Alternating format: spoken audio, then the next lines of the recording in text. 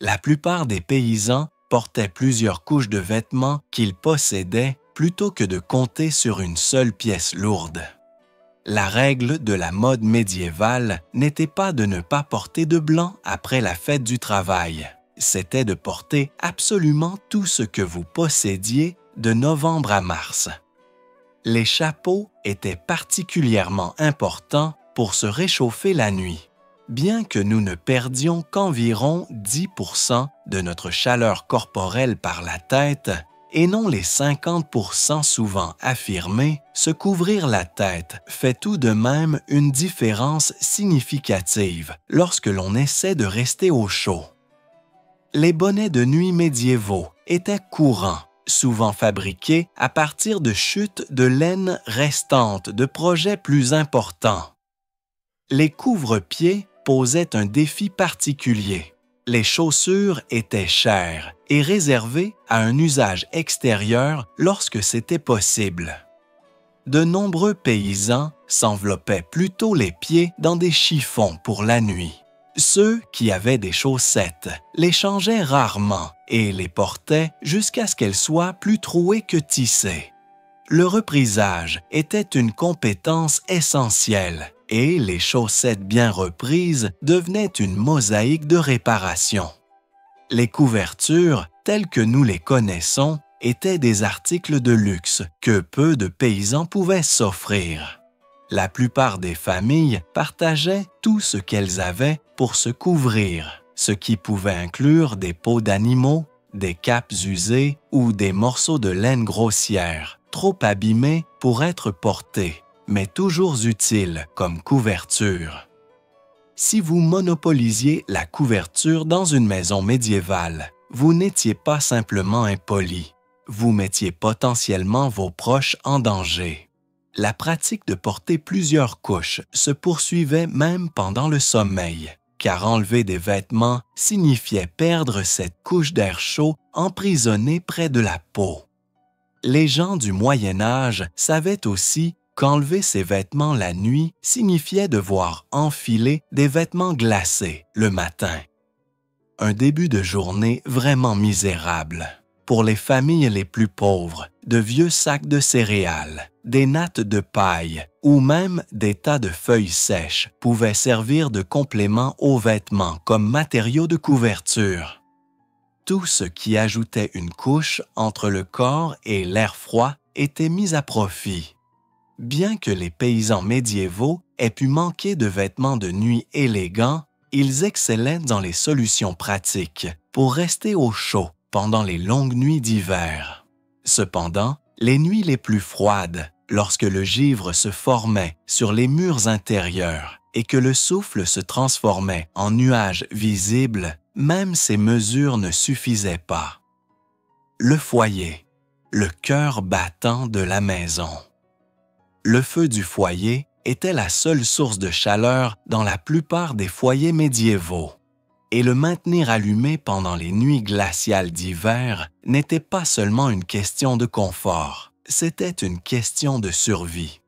Contrairement au système de chauffage moderne qui fonctionne automatiquement pendant que nous dormons, les feux médiévaux exigeaient une attention constante. Chaque soir, avant de se coucher, les familles paysannes couvraient les braises de leur feu avec de la cendre, une technique astucieuse qui limitait le flux d'oxygène et maintenait les charbons ardents jusqu'au matin sans gaspiller le précieux combustible. Cette pratique, appelée « couvrir le feu », exigeait une grande habileté.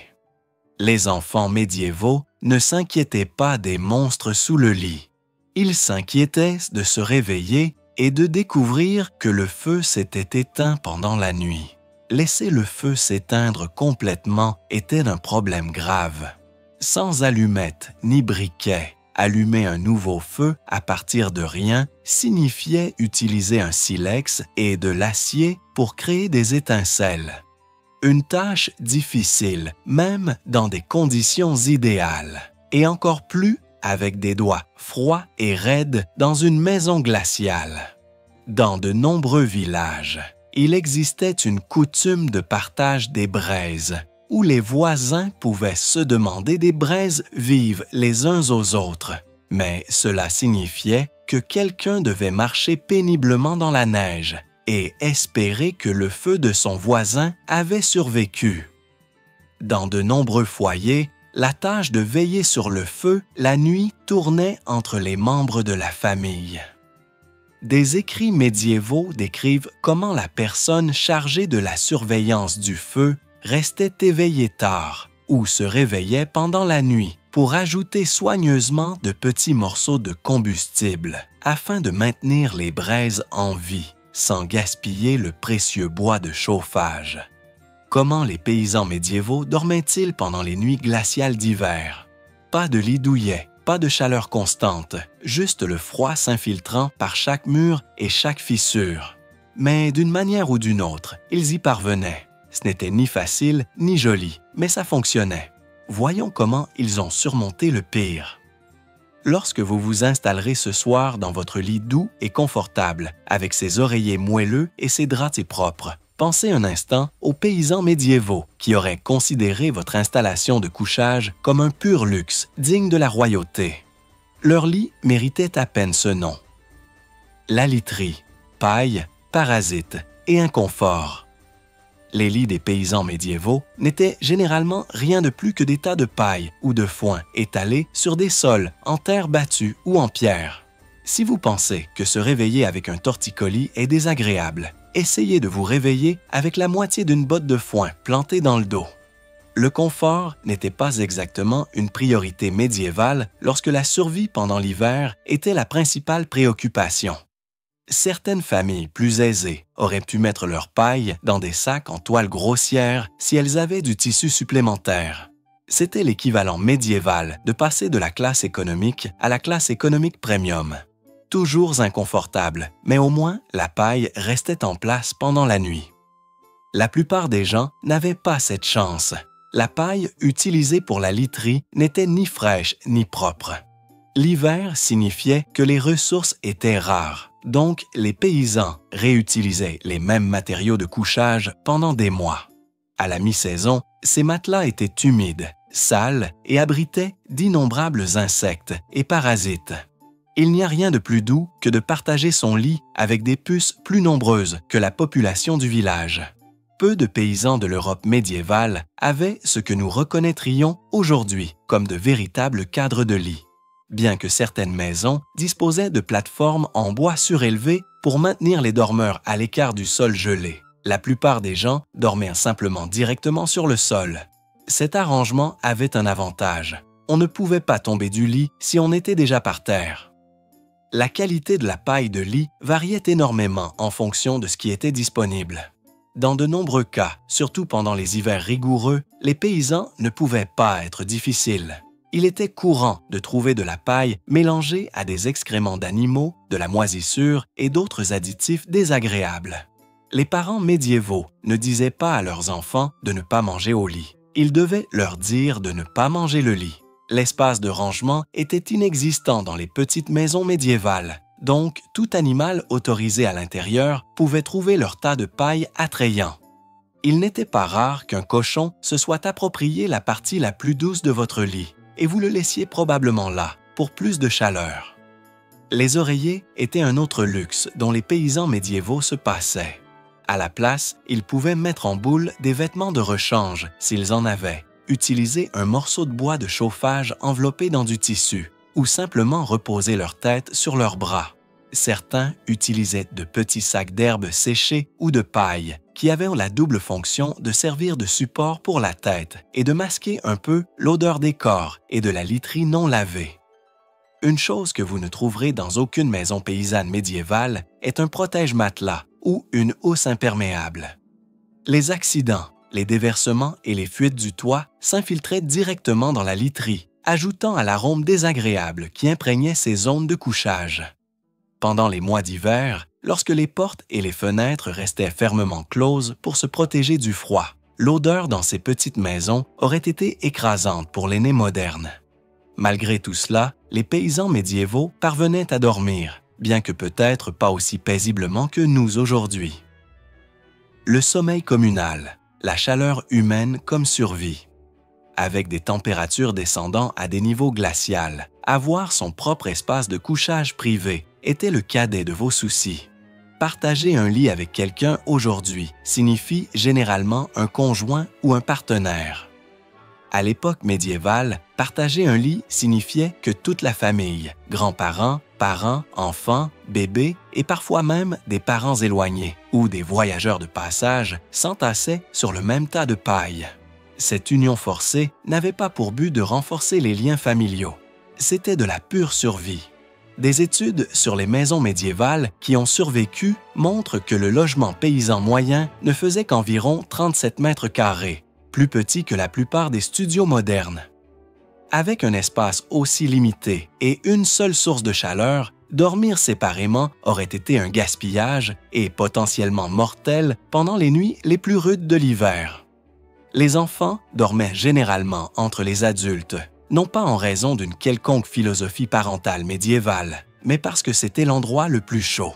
La position centrale offrait une protection contre les courants d'air et bénéficiait de la chaleur corporelle des deux côtés.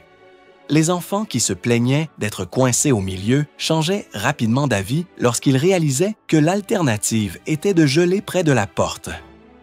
Le concept d'espace personnel n'existait tout simplement pas en hiver. Tout le monde apprenait à tolérer les mouvements, les retournements et autres habitudes nocturnes des autres. Coups de pied, ronflements, parler en dormant ou monopoliser les rares couvertures, tout cela était supporté sans se plaindre. Si quelqu'un avait mauvaise haleine ou des gaz, tant pis. L'alternative était de mourir de froid, ce qui mettait les petits désagréments en perspective. Lorsque des voyageurs ou des parents éloignés avaient besoin d'un endroit où rester, ils n'avaient pas droit à la chambre d'amis. Ils rejoignaient le tas. L'hospitalité médiévale signifiait faire de la place dans l'espace de couchage commun, pas préparer une chambre privée. Rien ne brise la glace avec des inconnus plus rapidement que de partager littéralement la chaleur corporelle pendant une nuit glaciale. Les écrits médiévaux mentionnent que certaines familles dormaient assises, appuyées contre les murs ou les unes sur les autres lorsque l'espace au sol était trop limité pour que tout le monde puisse s'allonger. Cette pratique était particulièrement courante dans les régions aux hivers plus rudes, où les maisons étaient construites plus petites pour conserver la chaleur. Dans certaines parties du nord de l'Europe, les chercheurs ont trouvé des preuves d'étagères de couchage construites dans les murs, essentiellement des lits superposés sans le luxe de matelas individuels. Les bruits nocturnes dans une maison paysanne médiévale étaient une symphonie d'humanité. Tout, ronflement, murmure et la plainte occasionnelle lorsque le coude de quelqu'un d'autre vous heurtait les côtes. Pour les paysans médiévaux, ces sons apportaient du réconfort plutôt que de l'agacement. Le silence signifiait la solitude, et la solitude en hiver pouvait être fatale. Les avantages pratiques de cet arrangement étaient indéniables. Un seul corps adulte génère environ la même chaleur qu'une ampoule de 100 watts.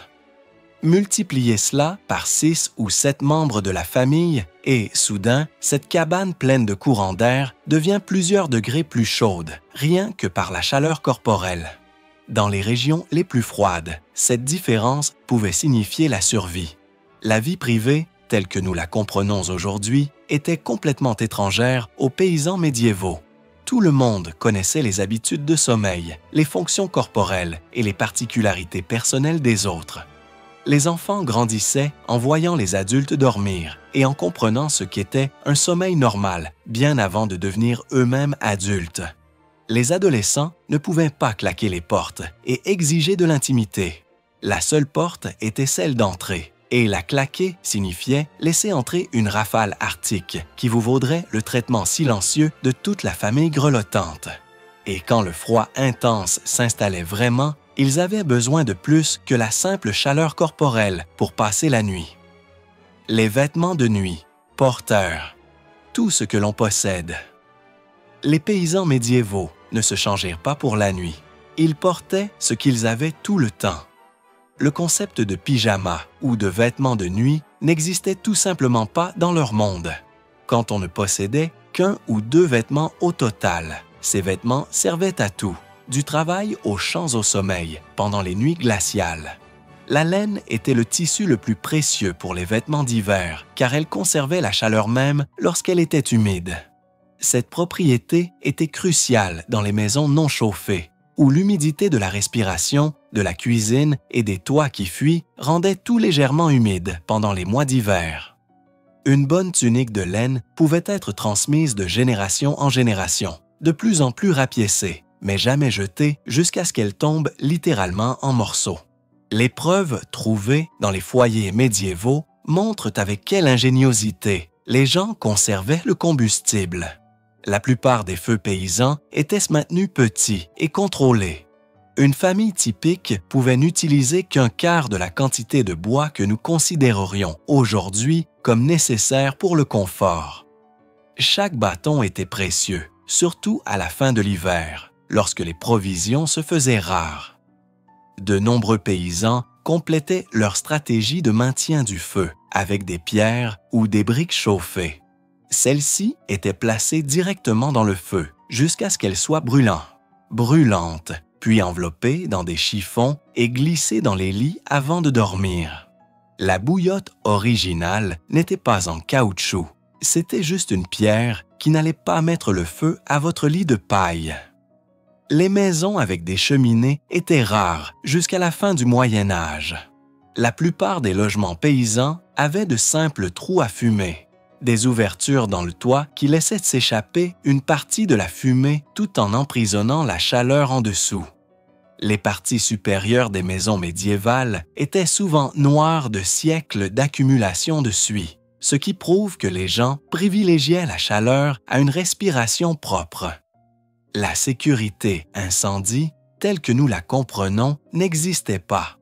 Les archives des villes médiévales documentent de fréquents incendies de maisons, surtout en hiver, lorsque la demande de chauffage était la plus forte. Cependant, malgré ces dangers, avoir un feu était non négociable dans les régions où les températures hivernales descendaient régulièrement en dessous de zéro. Malgré tous ces défis, le feu du foyer fournissait plus que de la simple chaleur. C'était le centre littéral et figuré de la maison, fournissant la seule lumière une fois le soleil couché et les moyens de cuisiner les maigres repas disponibles. Cependant, même avec un soin attentif, le feu seul ne suffisait parfois pas à repousser le froid mortel. La chaleur animale, partager sa maison avec le bétail. Dans les maisons paysannes médiévales, le bétail dormait souvent à l'intérieur pendant l'hiver, y compris les vaches, les porcs, les chèvres et les poulets. Ce n'était pas une étrange version médiévale de l'amour des animaux de compagnie. Les animaux étaient des sources de chaleur ambulantes et respirantes, surtout dans les maisons avec de petits feux ou pas de feu du tout. Une vache adulte produit environ la même chaleur qu'un petit radiateur moderne, générant environ 5000 BTU de chaleur par heure. C'est suffisant pour augmenter la température dans une petite cabane de plusieurs degrés critiques. Les agriculteurs médiévaux ne connaissaient rien au BTU, mais ils comprenaient qu'avoir une vache à l'intérieur pouvait faire la différence entre geler et survivre jusqu'au matin. Parfois, les gens et les animaux dormaient à quelques mètres les uns des autres, séparés par de basses barrières en bois si la famille pouvait se le permettre, ou par rien du tout si elle ne le pouvait pas. Les arrangements de couchage peuvent avoir été inhabituels selon les normes d'aujourd'hui, mais personne ne se plaignait des ronflements de la vache quand cela empêchait la glace de se former sur leur couverture. Il n'était pas considéré comme étrange que des poules nichent sous les lits. C'était une survie pratique pendant l'hiver. Les oiseaux généraient une chaleur modérée tout en restant protégés des prédateurs et du froid. Les porcs, malgré leur réputation d'être désordonnés, étaient des compagnons courants dans les espaces intérieurs de nombreuses régions. Les chèvres, avec leur plus petite taille et leurs habitudes relativement propres, avaient souvent la liberté de se déplacer à l'intérieur de la maison dans les régions les plus froides. Les déchets animaux étaient y nettoyés occasionnellement, mais en hiver, c'était plus une question de tolérance que d'hygiène. La réalité, les maisons médiévales sentaient des étables, mais elles étaient suffisamment chaudes pour éviter les gelures, ce qui semblait un compromis équitable pour la plupart des familles. Le bruit le plus fort pendant la nuit n'était pas les ronflements, c'était la chèvre qui mâchait à côté de votre tête. Mais quand l'alternative était de geler dans une maison propre et silencieuse, la plupart des paysans préféraient leurs colocataires animaux bruyants et malodorants, mais merveilleusement chauds. Mais parfois, même une maison pleine d'animaux et un feu bien entretenu ne suffisaient pas à repousser le froid mordant. Les paysans médiévaux avaient besoin de tous les avantages qu'ils pouvaient obtenir. L'architecture de la survie, des maisons conçues pour la chaleur. Les maisons des paysans étaient petites à dessein, plus faciles à chauffer, plus difficiles pour le froid d'entrer.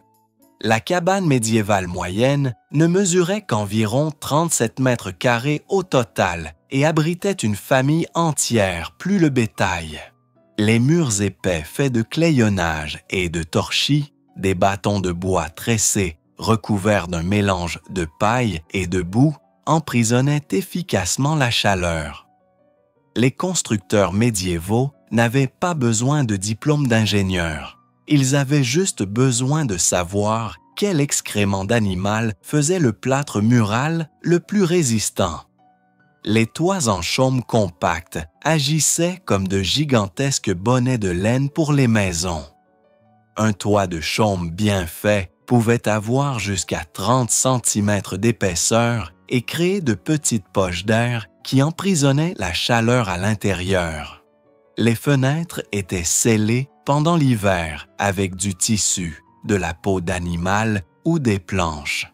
De nombreuses cabanes n'avaient pas de fenêtres, juste une porte couverte d'un tissu lourd pour bloquer les courants d'air. Les sols étaient recouverts de joncs, de paille ou de poils d'animaux pour les isoler du sol froid. De nouvelles couches étaient ajoutées tout au long de l'hiver, créant un tapis de compostage profond. Les plans d'étages médiévaux n'ont pas été conçus par des décorateurs d'intérieur sophistiqués. Ils ont été planifiés par des gens qui ne voulaient pas se réveiller en stalactites humaines. Les zones de couchage étaient toujours près du feu ou d'un coin pour le bétail pour une chaleur maximale. En combinant tous ces éléments de conception avec leurs autres stratégies de chauffage, les paysans médiévaux ont créé un système de survie qui, bien que malodorant et inconfortable selon les normes modernes, a maintenu en vie des générations entières pendant des siècles d'hivers européens rigoureux.